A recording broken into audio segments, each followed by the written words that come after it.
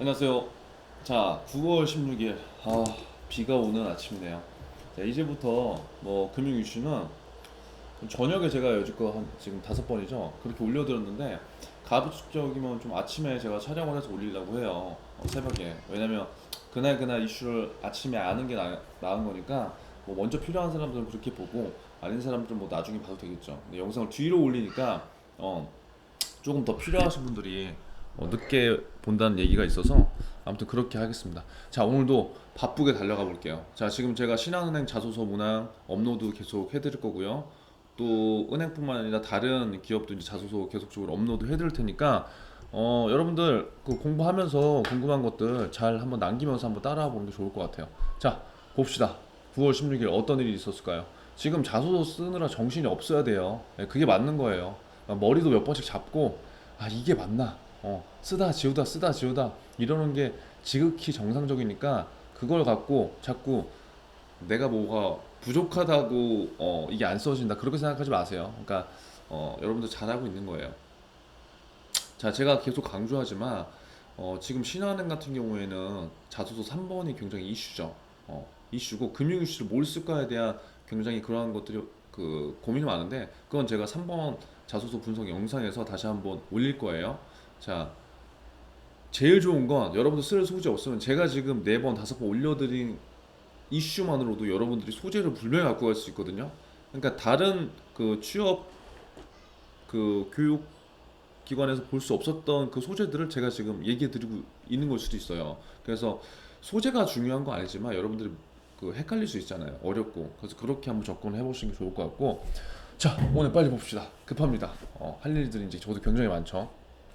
자, 보면 9월 16일 제가 몇 가지 갖고 왔는데 한번 뭐 요것부터 보기로 하죠.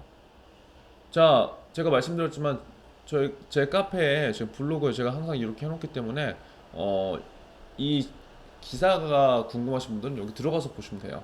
자, 우리는 모든 관점을 지금 어떻게 쏟아내느냐? 내가 이 기사를 활용해서 내 지식도 채우고, 지식이 만약에 비전공자나 그런 분들이라면 지식도 채우고, 또 뭐예요? 어, 거기에 내 생각도 가미가 돼야 되고, 그리고 지금 자소서처럼 자소서와의 연계성도 찾아야 되고, 그리고 이것들의 면접에서 어떻게 이루어지는지 이런 것들도 찾아본다면 정말 좋겠죠. 근데 그걸 신문으로 다 할 수 있어요. 이걸로 무조건 연습할 수 있어요. 자, 빨리 봅시다. 자, 오늘 정보를 한번 같이 봅시다. 1%대 신용대출 금리 사라진다. 전문직 연봉 2배 대출도 막힐 듯. 이거 제가 지금 계속 이슈가 며칠 동안 똑같은 게 나오죠. 신용대출에 관련된 거, 대출에 관련된 거. 그만큼 이게 지금 시장에서 이슈라는 거예요. 그쵸? 자, 보면 영끌 또 나왔어요. 영혼까지 끌어모은다. B2, 빚내서 투자한다. 영끌, B2 등의 영향으로 급증한 신용대출이 잠재적 금융 위험 요소로 지목되자 은행권이 스스로 대출 총량 속도 조절에 나선다. 계속 똑같은 내용이 반복되죠. 지금 현재 유동성이 풍부한 시장, 변동성이 큰 시장, 그렇기 때문에 젊은 투자자, 그 다음에 2030 세대가 투자를 많이 하는데 그 방법이 영끌과 B2 이런 것들을 통해서다. 근데 이러한 현상들이 지속적으로 일반 사람들한테도 전파가 되니까 이제 대출이 많으면 당연히 가계부채 위험이 높아질 거잖아요. 그러니까 금융이나 이제 이런 곳에서 속도 조절을 하라고 한 거예요. 너무 무리하게 대출해주지 마라. 그래서 결국 은행권이 스스로 대출 총량 속도 조절에 나섰다는 거예요. 무슨 말인지 이해되죠? 그래서 우리는 이런 기사를 볼 때 항상 금융권의 입장과 일반인의 입장 두 갈래로 나눠서 생각하는 게 좋습니다. 여러분들 신한은행 3번 자소서 작성할 때도 마찬가지예요. 한 가지 측면만 보게 되면 내용이 너무 편협적으로 흘러갈 수밖에 없어요. 그래서 물론 내가 강조하고 싶은 내용을 집중적으로 하는 건 좋지만 두 가지 방안을 항상 생각해 보는 게 좋습니다. 그것이 면접에서도 돌발 질문이나 뭐 갑자기 나오는 질문 그런 질문들을 대처하기도 상당히 좋아요. 그래서 우리는 양방향의 사고를 해야 됩니다. 자, 우대금리 폭을 주죠. 전체 신용대출 금리 수준을 높이고 최고 200%에 이르던 일부 전문직의 연소득 대비 신용대출 한도도 줄일 방침이다. 이게 무슨 말이냐면 전문직, 여기서 중요한 건 오늘은 전문직이잖아요. 신용대출을 받으면 이게 한도가 있어요, 여러분. 한도가 있는데 전문직, 뭐 의사, 변호사, 세무사, 뭐 이렇게 사자 붙은 직업이 우리가 전문직이라고 하죠. 그런 이제 안정성이 있는 직업, 고소득 직업은 은행에서 대출을 할 때 훨씬 더 많이 해줘요. 대출이라고 하면 이제 한도가 있는데 그러면 당연히 지금과 같이 영끌 비투하는 상황에서 그런 분들은 투자를 만약에 잘하는 분들 계시겠죠. 그러면 그러한 투자를 신용대출 많이 받아서 다른 곳에 막 투자를 하는 거예요. 물론 연봉이 높고 고소득이지만 그래도 뭐예요? 그런 것들을 활용해서 계속적으로 해 나가다 보면 투자라는 게 잘못될 이유 그 상황도 발생되는 거잖아요. 그래서 이러한 전체적인 사회 부작용이 일어날 수 있기 때문에 그런 지금 한도를 전문직에 한해서 좀 막는다는 거예요. 그래서 시중은행 광고자는 뭐 검토하고 있다. 자, 5대 시중은행 신용대출 금리가 1.85에서 3.7. 이거 엄청나게 여러분 낮은 지금 금리예요. 그러니까 금리에 대한 우리가 감이 아직 없잖아요. 왜? 대출 한 번도 안 받아봤기 때문에. 근데 신용대출이 지금 1.85다? 엄청나게 낮은 거예요. 그러니까 1억을 내가 빌렸을 때 이자를 얼마나 내는지 여러분 한번 계산해봐요. 이게 공부예요, 이게. 자, 각 은행에서 최저금리로 돈을 맡기려면 어쩌고저쩌고 한다. 어쩌고저쩌고 한다. 이런 거 중요하지 않아요. 자, 다른 은행 관계자도 과도한 신용대출을 자제하려는 뚜렷한 메시지를 받았다. 결론은 뭐다? 금융당국에서 자, 은행권한테 야, 대출 이제 조절해. 그럼 어떻게 되겠어요? 상해 기관에서 그렇게 내려온 거니까 그렇게 할 수밖에 없어요. 이 기사에서 볼 수 있는 배경은 뭐다? 지금 현재 신용대출이 급증하고 있다. 그런 상황이 배경인 거예요. 그럼 급증하게 되면 어떠한 면이 위험하게 돼? 이게 현 상황에 이제 인식하는 것부터 들어가는 거죠. 뭐예요? 금융권에서는 가계부채가 너무 높아지면, 많아지면, 상환을 할 수 없는 그런 위험이 있잖아요. 그런 리스크를 갖게 되는 거고요. 고객 입장에서는 어떠한 위험이 있는 거죠? 이게 너무 많아지다 보면, 투자를 이 자금을 활용해서 지금 투자를 하는데 투자가 잘못되면 어떻게 돼요? 갚지를 못하니까 개인 파산이나 회생 이런 리스크 위험도 있다는 거죠. 그럼 보세요. 하나의 지금 금융 이슈를 갖고 두 가지 관점으로 지금 상황을 해석하고 있죠. 거기에 있어서 나의 생각은 뭔가 이것도 이제 자연스럽게 나타나면 되는 거예요. 그래서 이 기사를 보고 이러한 식으로 한번 여러분들이 생각을 하고 연습을 해보면 좋아요. 자, 그 팩트는 뭐다? 5대 시중은행 신용대출에서 대출 추이를 보니까 계속적으로 지금 늘고 있더라. 120조, 124조 여러분 감 없잖아요. 저도 솔직히 이거에 대한 감은 없어요. 근데 숫자를 많이 보니까 대략 요거다. 근데 만약에 면접 때 이러한 내가 금융 이슈를 썼는데 이 숫자에 대해서 어느 정도 기억을 하게 되고 그것들을 내가 잘 얘기한다면 굉장히 신뢰성 있어 보이죠. 뭐 이걸 안다고 전문성을 안지만 왜? 이 친구가 그래도 이 지원자가 이 분야에 대해서 관심이 있구나. 관심 있지 않고선 여러분 수치나 이런 것들을 알기가 힘들어요. 자, 결론은 기사가 왜 이렇게 기나요? 네. 아울러 은행들은 특수직 등에 대한 신용대출 한도 낮출 전망이다. 결론은 특수직 신용대출 한도 낮는다. 보통 신용대출이 100에서 100%, 150까지 이루어지지만 특수직은 200%까지 빌린다. 그러니까 뭐냐면 연봉이 1억이면은 대부분 1억에서 1억 5천까지 일반 사람들 빌린다는 거예요. 근데 고소득자는 뭐예요? 2억까지 빌릴 수 있었다는 거예요. 네, 그렇게 알면 돼요. 그럼 예를 들어서 연봉이 1억 5천이면 담보 없이 신용대출로만 3억에 이른다는 얘기다. 자, 오늘 처음 이 영상을 시청하신 분들은 비용공자분들은 이게 또 어려울 수 있죠. 근데 쉽게 보시면 돼요. 연봉이 내가 1억 5천이야. 근데 원래 대출이라는 거는 그냥 이렇게 신용대출, 내 신용을 담보로 한 대출이 나갈 수도 있지만 아파트 담보 대출 같이 어떠한 담보가 있어야지 대부분 많이 해줘요. 근데 지금은 신용대출만으로라도 연봉의 150%, 200%까지 빌릴 수 있는 시장이라는 거예요. 네. 그럼 당연히 빚내서 투자하는 사람들이 굉장히 많아지고요. 빚내서 생활비 충당하는 사람들도 많아질 수밖에 없어요. 자, 그게 우리가 금융기관에 만약에 다니게 된다면 굉장히 큰 뇌관으로 영향을 끼칠 수 있는 거겠죠. 자, 뭐 쫙 읽어보세요. 좀 할 게 많으니까. 그래서 아무튼 하나의 이슈는 요렇다. 두 번째, 어제도 제가 기업은행 얘기해드렸죠. 기업은행이 막 제가 좋아서 그런 거 아닌데, 제가 유독 이제 선정하는 기사들이 기업은행 관련된 게 지금 나왔어요. 자, 기업은행 제목, 기업은행 코로나 위기 속 중소기업에서 버팀목이 된다. 이러한 기사는 나중에 기업은행을 우리가 공고가 뜨거나 작성을 할 때 나한테 이제 적용될 수 있는 그런 기사겠죠. 자, 보면 기업은행은 코로나19 여파로 어려움을 겪고 있는 소상공인들과 자영업자들에게 힘을 보태기 위해 팔을 걷어붙이고 있다는 거예요. 4대 시중은행 전체 물량의 절반이 넘는 중소기업 대출을 홀로 소화하면서 경영난에 빠진 중소기업 살리기에 누구보다 적극적으로 나서는 모습이다. 여러분들이 계속적으로 중소기업 은행에 그 관심을 갖고 너무나 큰 지원을 하는 이유 중에 하나가 이거죠. 중소기업은행은 중소기업만을 위해서 특화된 활동들을 하고 있다. 근데 그 활동들이 뭔지 몰라요. 그럼 지금부터 알아가야 된다는 거죠. 네, 보시면 전체 물량의 절반이 넘는 중소기업 대출을 중소기업은행 혼자 담당하는 거예요. 그러니까 당연 특수성이 있는 거겠죠. 자, 중소기업을 위해 존재하는 국책은행의 역할이 코로나19 사태 속에 더욱 빛나고 있다는 평이 나온다. 기업은행은 장기적인 체질 개선을 위해 내부 혁신에도 고삐를 쬐는 모양새다. 올 상반기 기업은행이 중소기업을 상대로 내준 대출 잔액은 175조. 아, 맞네요. 맞네. 우리가 어떻게 알아? 밑에 기사를 보면 되지. 기업은행은 175조지만 같은 기간 다른 4개 은행들은 총 361조예요. 그러니까 뭐냐면 중소기업 대출을 해줬는데 이 4개 은행을 합친 게 뭐예요? 386조라는 거예요. 근데 거의 절반이 기업은행이 이 4개 은행이 한 거의 절반을 혼자서 지금 하고 있다는 거예요. 그럼 당연히 중소기업 상대하는 것 중에 당연히 포트폴리오가 많은 비중이 기업은행에서 담당하고 있는 거고, 그거에 대한 특수성과 전문성은 당연히 우리가 줘야 된다는 거죠.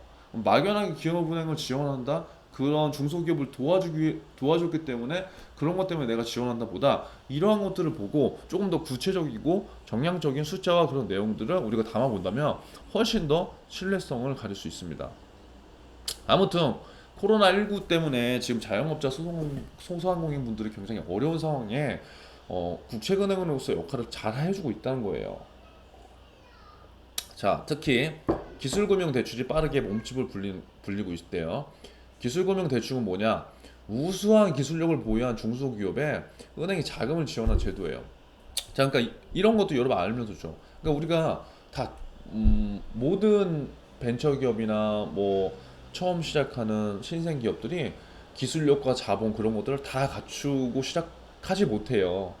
그래서 이제 우리가 벤처 투자 이제 이렇게 얘기하잖아요. 기술금융이라는 거는 음, 예를 들어서 기술이 되게 우수한데 자금이 없거나 어떤 시스템이 안 돼 있거나 뭐 이런 기업들이 있어요. 그래서 그런 기업들한테 이 기업은 기술력이 우수하니까 대출에 있어서 어떠한 조건이 안 되더라도 조금 우리가 지원을 해줘서 이 기업을 육성해보자, 이런 의도를 중소기업이 갖고 지원해줄 수 있다는 거죠. 그게 기술금융이고요. 그래서 기술보증기금을 비롯해 뭐 이렇게 보유한 기술력에 대해서 평가서를 받은 이렇게 해주면 대출을 해주는 방식이다. 기업은행의 기술금융 대출은 이렇게 됐고요. 국민은행 보세요. 차이가 어떻게 돼요? 엄청나죠? 그럼 우리는 지금 신한은행, 우리은행 떴지만 기업은행 뜰 때 하나의 이슈 이것들을 잡아서 올릴 수 있을 거예요. 그렇죠? 이게 내 지원동기 충분히 될 수 있어요. 은행의 이슈도 될 수 있습니다, 여러분. 이런 기업은행의 행보에 정부와 힘을 보태고 있다. 기업은행은 이미 올해만 4차례에 걸친 유상증자를 통해 뭐 어쩌고 했다. 뭐 이런 건 여러분 어렵게 보지 마세요. 그래서 중소기업에 대한 금융, 비금융 서비스를 보다 적극적으로 지원하고자 한다. 그러니까 중소기업에 대해서 금융, 비금융 서비스를 타 은행보다 훨씬 더 적극적으로 한다는 거예요. 그래서 아무튼 기업은행이 지금 잘 하고 있는 방향, 그러한 이슈 그것들을 한번 봤고요. 제가 지금 목이 터져라 이렇게 하고 있는데 이게 도움이 안 되면 어쩔 수 없어요. 도움이 되는 사람들은 당연히 좋아요와 구독 눌러야 되고, 맞나?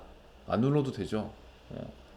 힘들게 하니까 좋아요와 구독 누르면서 서로 소통하고 댓글로 여러분들 공부 뭐 하고 있다 그런 거 한번 해보세요.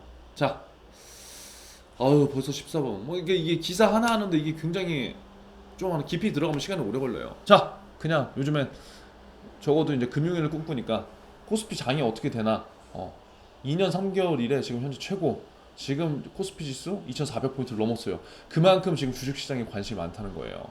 자, 약 2년 3개월 만에 2440, 굉장히 높은 포지션에 올라가 있다. 올해 초에 이거 한번 그냥 쭉 읽어보세요.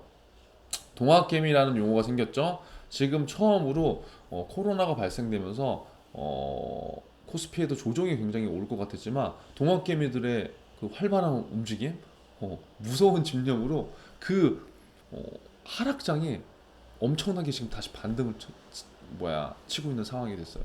그러니까 지금 B2 영끌을 해서 주식시장으로 많은 자금들이 다 올라오고 있다는 거예요. 뭐 이런 거 어려움 보지 마시고요. 일단 중요한 건 지금 2년 3개월 만에 최고로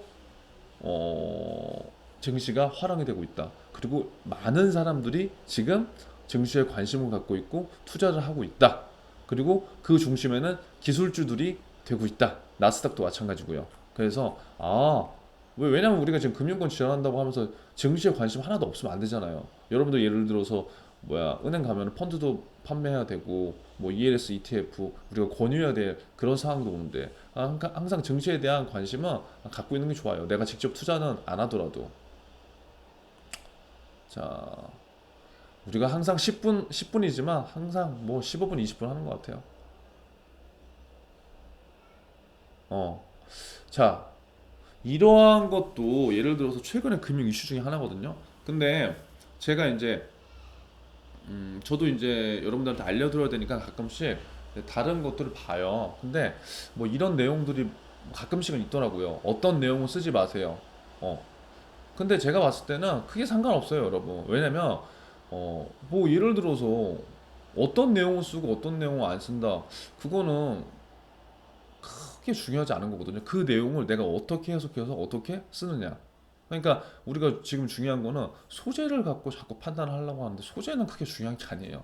그 금융 이슈를 내가 왜 잡았고 여기에 있어서 내가 뭔가를 도출했고 그거에 있어서 우리가 어떻게 하면 되는지 이것만 명확하게 보여주면 되는 거거든요. 그래서 너무 고정관념은 가질 필요가 없다는 걸 말씀드리면서 자 최근에 기업은행 직원 셀프 대출로 이게 문제가 있었죠. 기업은행 직원이 부동산 투자를 하는데 아무튼 굉장히 많은 문제가 있었어요. 자, 이건 뭐냐면 기업은행의 허술한 그러니까 이게 이걸 읽고 기업은행 진짜 허술한 이걸 하라는 게 아니라 우리가 금융인으로서 금융인이라면 적어도 내부 정보를 활용해서 뭔가를 자신의 이익을 취하거나 아니면 불법적인 것에 관여를 하면 안 되는 거잖아요. 그러니까 물론 이분이 그런 건 아니지만 부동산 투자를 조금 더 뭐 개인적으로 잘하고자 했던 거는 있지만 제가 봤을 땐 어, 아무튼 여기까지 뭐 이건 뭐 개인의 사정이니까 우리는 팩트만 알고 가면 되죠. 자, 예전에 최근에 기업은행 직원이요 여기 나왔어요. 부동산 투자 이익을 취하기 위해서 자신의 가족 명의로 대출을 받고 55억에서 60억 평가 차익을 거뒀어요. 와, 엄청나죠. 예. 기업은행 A 차장은 2016년 3월부터 총 29건 기업은행 다니면서 29건 이제 부동산 구매를 한 거예요. 75억 7천만 원어치 대단하죠. 그래서 이만큼 부동산 담보 대출을 진행한 거예요. 그래서 이렇게 지금 아내 명의 빌리고 법인 기업 이렇게 내준 게 솔직히 불법은 아니에요. 개인 투자자였으면. 근데 지금 금융기관 1금융권에서 있던 포지션이잖아요. 그렇기 때문에 이러한 것들이 지금 내부적으로 문제가 된 거예요. 왜? 일반적인 사람이라면 이렇게 투자 안 했을 거거든요.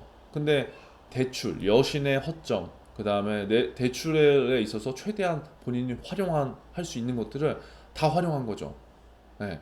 그래서 중요한 건 뭐냐면 책임 부서조차 불명확할 정도로 허점이 확인된 상태래요. 그러니까 여기서 우리는 이걸 보고 기업은행 되게 시스템 허접하네. 뭐 그런 걸 느끼라고 한 게 아니에요. 제가 오늘 이 기사를 통해서 여러분들한테 알려드리고 싶은 거는 은행원으로서, 증권맨으로서, 뭐 보험회사맨으로서, 뭐 금융인으로서 아무튼 윤리의식, 그 다음에 내가 갖고 있는 윤리의식이 고객들한테 어떻게 적용이 되고 내가 갖고 있는 이 사소한 책임감이 어떠한 영향을 주는지 그러한 것들이 우리가 금융권을 지원하는데 굉장히 중요하다. 그 메시지를 던지고 싶은 거예요. 자, 대출 집행 절차상 문제 없었어도 윤리적 책임. 이번 사건을 두고 A 차장의 잘잘못을 따지는 게 맞는지 자체가 관심되고 있는 거예요. 왜냐? 실제로 A 차장이 DSR 이런 걸 규정을 어기지 않았어요. 근데 기업은행은 물리적으로 본인의 주민번호로 대출을 일으킬 수 없도록 하고 있다. 그러나 가족 등 관련인에 대한 대출 업무를 따로 제한하고 있지는 않다는 거예요. A 차장은 30건에 달하는 대출도 내부 심사 규정에 따라 적법하게 이루어졌다며 절차상 문제는 없다고 볼 수 있다. 다만 기업은행이 내부 감사 내용을 명확히 공개하고 있지 않는 만큼 이를 확인할 방법 자체가 없다는 거예요. 그러니까 이건 뭐 관련해서 이렇게 나와 있는데 이것들을 다 제가 읽어드리는 게 보다 아, 이런 일도 있네. 여러분들 그런 상태로 그런 취지로 한번 보면 좋을 것 같아요. 자, 중요한 건 이거 하면서 처음 써보네요. 아, 일정이 있는데 일단 써볼게요. 여러분들 지금 중요한 시간이 계속 있으니까 제가 이렇게 시간 투자를 하는 거예요, 지금. 자, 보면 이러한 걸 토대로 해서 음,